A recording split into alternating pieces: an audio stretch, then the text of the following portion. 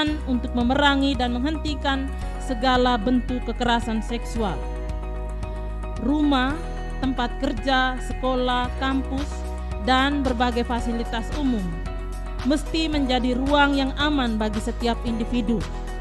Namun pada kenyataannya, saat ini di zaman yang semakin berkembang ini, rumah, tempat kerja, sekolah, dan kampus, dan fasilitas umum tidak lagi menjadi tempat yang aman. Karena banyak kekerasan yang terjadi, terlebih khusus yang rentan menjadi korbannya adalah perempuan dan anak-anak. Pelaku-pelakunya itu dalam pengalaman pendampingan kami itu bukan orang-orang yang tidak dikenal, tetapi dalam 2 tahun terakhir ini pelaku-pelakunya itu adalah orang-orang dekat, ya, dalam keluarga, baik itu orang tua kandung, kakak adik kandung, maupun relasi sebagai om, bapak besar atau bapak kecil. Demikian juga isu-isu yang terakhir ini mulai muncul disuarakan di tingkat universitas atau perguruan tinggi. Tidak kalah juga bahwa kekerasan seksual itu juga terjadi di dunia kampus atau di dunia pendidikan. Undang-Undang Tindak Pidana Kekerasan Seksual telah disahkan pada tanggal 12 April tahun 2022 oleh pimpinan legislatif dan eksekutif dan telah diundangkan pada tanggal 9 Mei tahun 2022.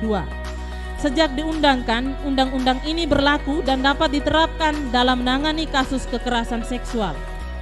Roh dari undang-undang ini adalah keberpihakan yang utuh bagi korban, yakni memberikan pemenuhan hak bagi korban atas keadilan, penanganan, dan pemulihan. Kita sebagai rakyat Indonesia, generasi muda, patut bersyukur karena undang-undang ini adalah salah satu produk hukum nasional yang mana dari segi substansi, undang-undang ini memiliki keunggulan, yakni merujuk pada paradigma hukum pidana modern yang berlaku universal. Tidak lagi berorientasi pada pembalasan, tetapi pada keadilan korektif, keadilan restoratif, dan keadilan rehabilitatif. Keadilan korektif adalah untuk menghukum pelaku. Keadilan restoratif lebih menekankan pada pemulihan korban, sementara keadilan rehabilitatif ditujukan baik bagi korban maupun pelaku. Ada 9 jenis tindak pidana kekerasan seksual yang dirumuskan pada undang-undang ini, Sejak awal berdirinya Universitas Nusa-Nipa, kami telah berkolaborasi dengan SVD, Serikat Sabda Allah. Dan pada hari ini, kami akan membuat MOU dengan tim relawan untuk kemanusiaan TRUK yang diinisiasi dan dibesarkan oleh para suster SSPS yang tidak lain adalah saudari dari Serikat Sabda Allah SVD. Kami sangat senang bisa bekerja sama dengan putra dan juga putri dari Santo Arnoldus Jansen dalam mendidik, membina, dan mengembangkan orang-orang muda bagi bangsa dan gereja, bagi Indonesia, dan bagi dunia. Apalagi MOU ini ditandatangani di hari yang spesial, yaitu Hari Hak Asasi Manusia Internasional.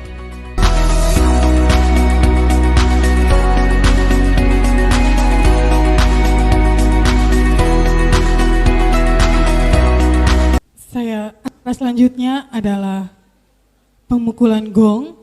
Untuk itu saya mengundang Suster Francisca Immaculata SSPS untuk maju ke depan mendampingi Rektor Universitas Nusa-Nipa untuk membuka talkshow milenial dan HAM berkebudayaan berkaum manusia dengan resmi. Rektor Universitas Nusa-Nipa bersama Koordinator TRUK dengan ini membuka dengan resmi talkshow Hak Asasi Manusia.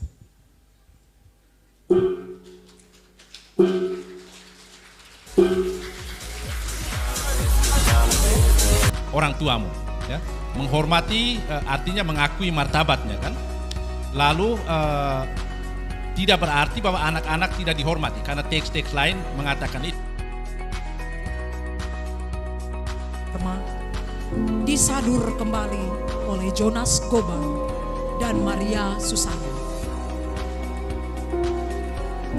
Sesungguhnya suara itu tak bisa diredam. Mulut bisa dibungkam. Namun, siapa yang menghentikan nyanyian kegelisahan? Sorotan mata menggambarkan segalanya. Terbelenggu sepi dalam ruang hati yang hampa. Pertanyaan-pertanyaan dari lidah api jiwa yang nuraninya tergadaikan kuasa membekuk, memenjarakan suara.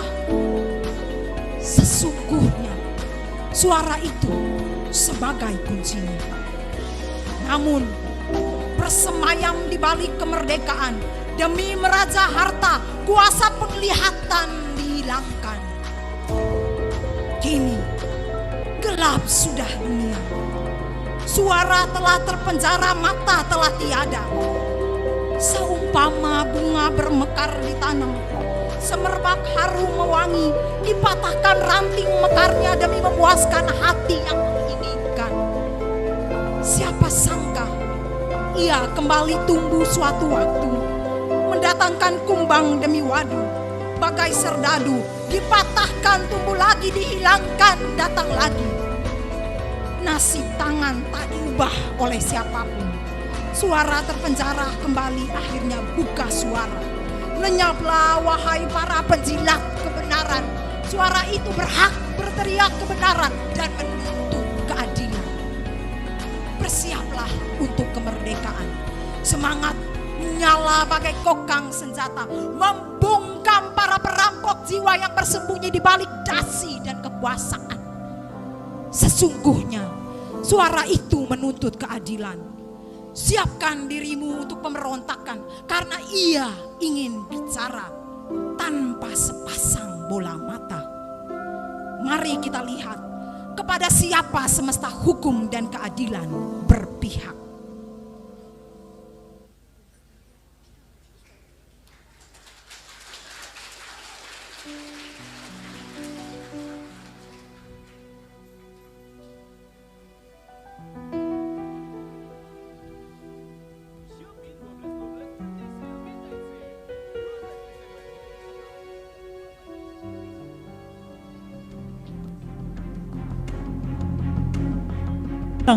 Bersamaan dengan mataku yang sudah dicungkil oleh orang-orang yang takut dengan kebenaran. Saudara saksi mata,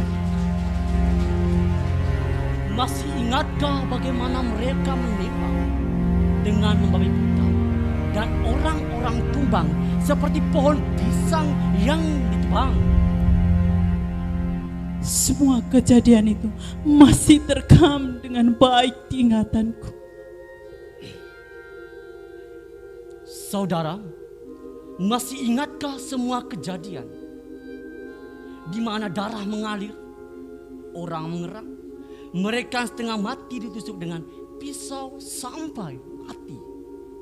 Saya masih ingat semua kejadian itu.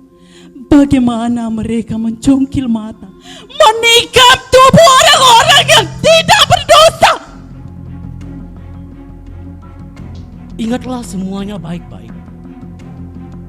Karena meskipun banyak saksi, tidak ada satupun yang mau bersaksi di pengadilan ini. Baik yang mulia. Sekali lagi, apakah saudara saksi masih mau bisa bersaksi lagi? Masih yang mulia. Mengapa? Karena saya akan membela keadilan dan kebenaran untuk membela kaum perempuan dan anak.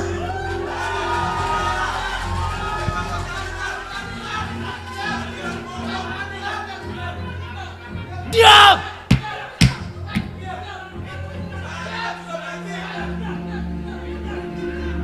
Jangan ribut di persidangan ini. Diam! Jangan ribut di persidangan ini.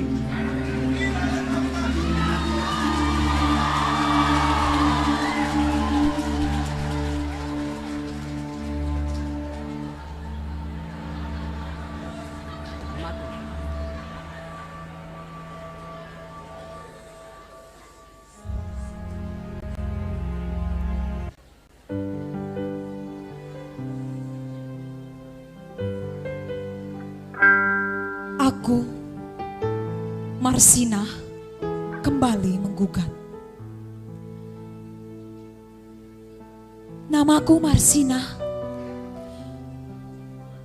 Buruh pabrik jam yang kalian perlakukan dengan kejam. Sang adil pun kalian anggap terpejam.